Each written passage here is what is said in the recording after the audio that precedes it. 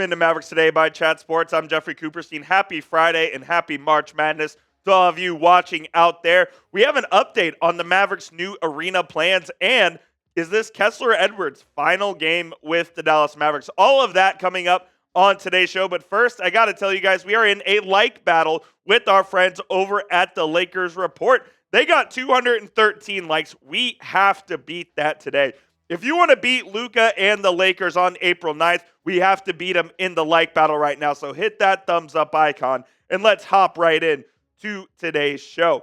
All of the talk surrounding the Mavericks' new arena was that they're going to build it with a casino/resort style whole development there, with everything going on with the hotel, with the gambling and all of that. Well, it seems those plans have changed. Yesterday at the Irving City Council meeting, Corp, who owns the land, who Miriam Adelson and her husband own, which own the Dallas Mavericks and a bunch of other casinos around the world, requested that the zoning permits be changed to take out the gambling portion of the new proposal. So it sounds like for now the Mavericks are willing to move on without the gambling aspect of a new arena. And I know all of this can be confusing, so I just kind of want to break it down for you guys. Who is Corp? When I say the word Corp, that is the corporation that is a casino and resort company owned by the Adelsons, who also own the Mavericks. So the Mavericks are not owned by Corp. They are owned by the individuals who own Corp, but they are intertwined in multiple ways, and we'll see that throughout this whole process when the Mavericks are getting this new arena built. And I know what you're asking. What does this entire thing mean? Why would Corp, a casino and resort company, want to eliminate gambling from this Mavericks new arena proposal that could be coming down the line? Well, here's what the Dallas Morning News had to say on it. Corp's pivot was partly due to the concerns raised by speakers during a heated Monday planning and zoning meeting.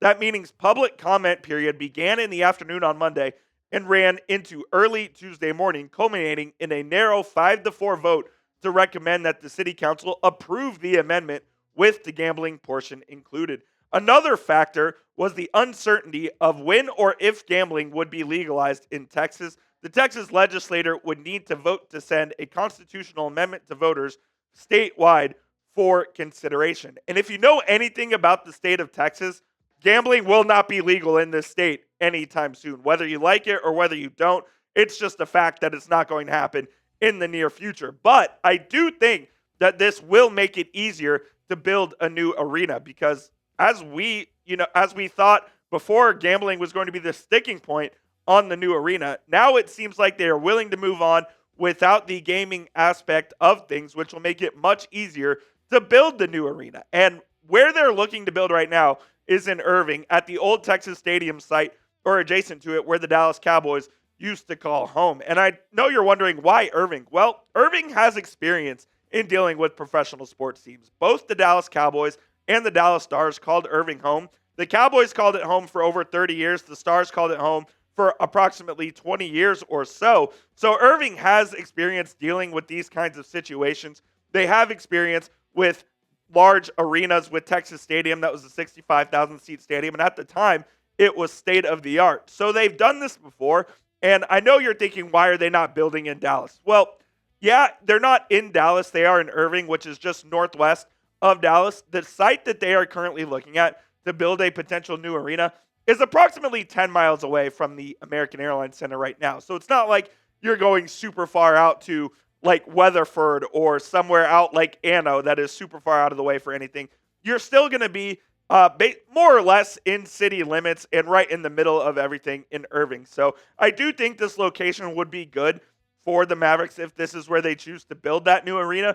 Again, none of this is going to happen in the near future. The absolute earliest the Mavericks would be playing somewhere other than the American Airlines Center would be 2031. So we're at least 6 years away from any concrete move happening.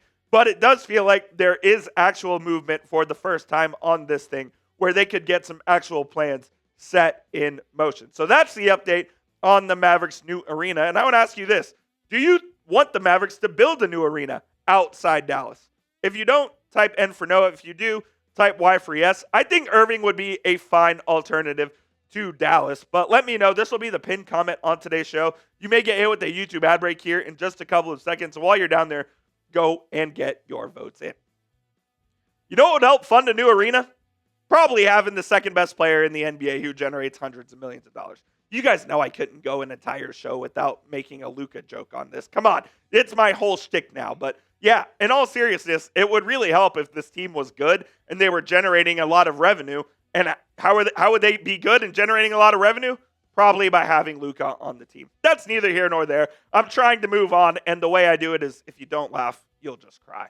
We'll get to the rest of today's show here in just a sec, but I do need to tell you guys about our sponsor, which you know by now is, of course, PrizePicks, America's #1 daily fantasy sports app. PrizePicks has over 10 million members and billions of dollars in awarded winnings, making daily fantasy sports accessible to all. You just pick more or less on at least 2 players for a shot to win up to 1,000 times your cash.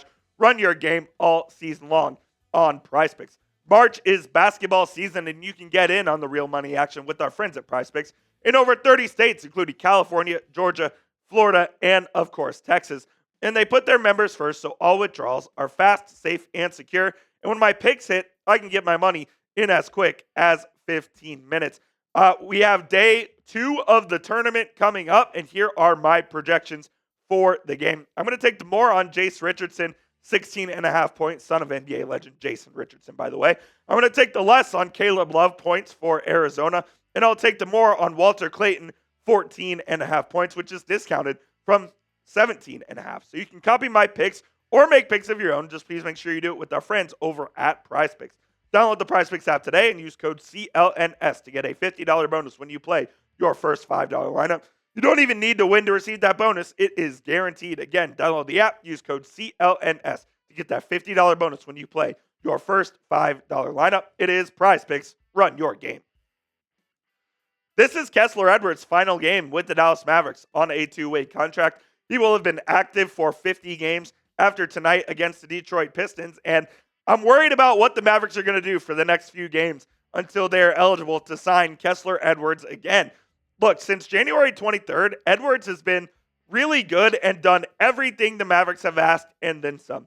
Averaging 6.5 points, 4 boards, shooting over 50% from the field and 45% from 3. Now that's on low volume, but it's still a very good number for Edwards, who is doing, like I said, doing way more than the Mavericks have asked and more, because he's being asked to play center at 6'7", 6'8", which is just not his natural position. He is the 3-4 type. He's being asked to play the 5 because the Mavericks have no healthy bigs with the absence of Anthony Davis, Derek Lively, and Daniel Gafford. And he's doing a pretty damn good job at it. Of course, the Mavericks themselves are just beat up at every position. And on most nights, they only have 8 healthy players. So Edwards is having to do all of the dirty work. And the Mavericks aren't very good right now. But Edwards should be very proud of his efforts. And I think he's earned a spot in the NBA this year. And I do believe that on April 10th, when the Mavericks are able to sign someone for the remainder of the season, which is, like 2 games, I believe, after that date, they will sign Edwards to that standard NBA deal, and he will play in the final 2 games of the season for the Mavericks. I think he absolutely earned it, and shout out to Kessler, man. Without him, I really don't know where the Mavericks would be. Look, we're not anywhere with him, but without him, they may have lost every single game since the trade. So shout out to Kesler Edwards, who's holding it down in this dire times for the Mavericks. What do you guys think, though? Should the Mavs sign Kesler Edwards for the final 2 games of the season? If you think so, type S for sign. If you think they should just sign someone else, type B for pass. I'm absolutely signing him. I think he's earned it, and I think he's shown that he is loyal to this franchise, and the Mavericks should be loyal to him by returning the favor and signing him to that standard NBA deal. Just a couple of news and notes before we get on out of here. The Celtics just sold for $6.1 billion, which is a record for a sports franchise, surpassing the Washington Commanders number that Dan Snyder sold to Josh Harris. And that's pretty crazy because the Mavericks just last season sold for $3.5 billion, while Cuban sold for 70. He sold 70% of his stake for $3.5 billion, which is about a $5 billion valuation. So the Celtics, just a year later, sell for $1.5 billion more than the Mavericks did, which is pretty wild because I would think that the Mavericks are one of the more valuable franchises in the NBA. The Celtics and the Lakers are obviously the flagship franchises of the league, and the Celtics going for $1.5 billion more was just a surprise to me. So I just wanted to throw that guy out to you as a little NBA nugget. And that will be it for today's show. Please be sure to hit that subscribe button. It's youtube.com/MavsTV. If anything happens over the weekend, we, of course, will come at you with a video. But until then, stay tuned, and we'll see you soon.